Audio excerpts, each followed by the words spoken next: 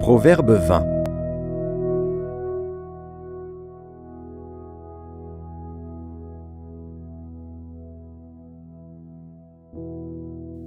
Le vin aime au cœur. Les boissons fortes sont tumultueuses. Quiconque en fait excès n'est pas sage.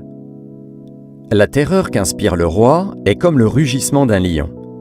Celui qui l'irrite pèche contre lui-même. C'est une gloire pour l'homme de s'abstenir des querelles, mais tout insensé se livre à l'emportement.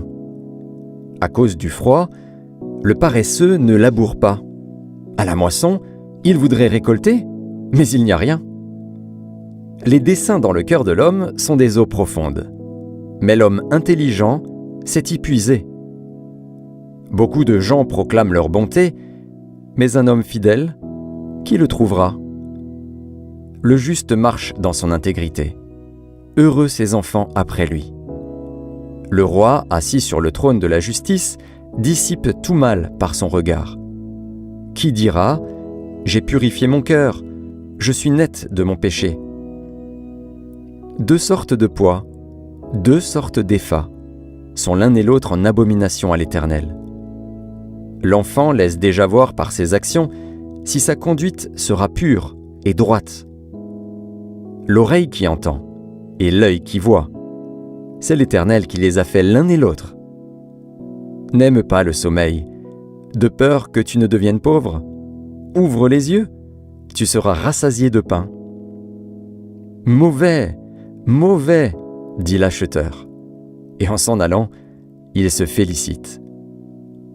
Il y a de l'or et beaucoup de perles, mais les lèvres savantes sont un objet précieux.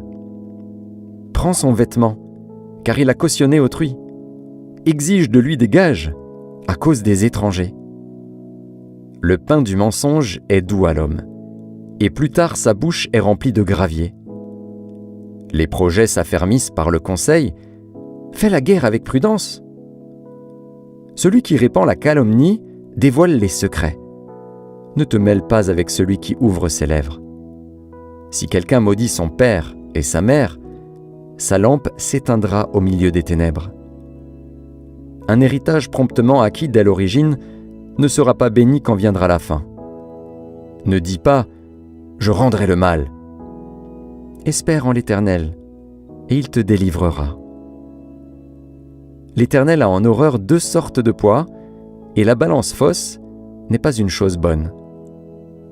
C'est l'Éternel qui dirige les pas de l'homme. Mais l'homme, peut-il comprendre sa voie? C'est un piège pour l'homme que de prendre à la légère un engagement sacré et de ne réfléchir qu'après avoir fait un vœu. Un roi sage dissipe les méchants et fait passer sur eux la roue. Le souffle de l'homme est une lampe de l'Éternel. Il pénètre jusqu'au fond des entrailles. La bonté et la fidélité gardent le roi, et il soutient son trône par la bonté. La force est la gloire des jeunes gens, et les cheveux blancs sont l'ornement des vieillards.